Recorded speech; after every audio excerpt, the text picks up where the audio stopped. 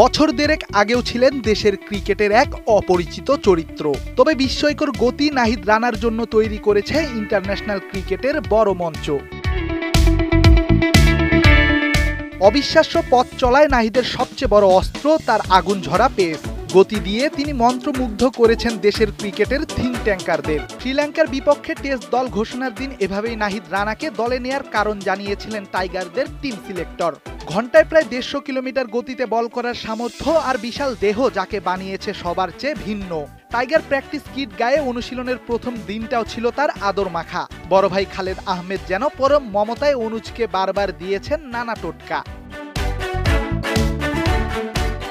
বল হাতে প্রথম দিন টাইগার টপ অর্ডারদের অগ্নি পরীক্ষায় দিতে হয়েছে নাহিদের সামনে। নেটে নিজের সামর্থ্যের জানান দিয়েছেন তিনি জাকির হাসানদের বারবার বিট করে। অন্যদিকে এদিন অনুশীলনে চিল মুডেই ছিলেন টাইগারদের সাবেক কাপ্তান লিটনও। ওয়ানডে টিম থেকে বাদ পড়ার শোকটা ভুলে ব্যাট হাতে ফাইন টাচে ছিলেন তিনিও। শ্রীলঙ্কার বিপক্ষে শোচনীয় টাইগারদের টেস্ট ইতিহাসটা।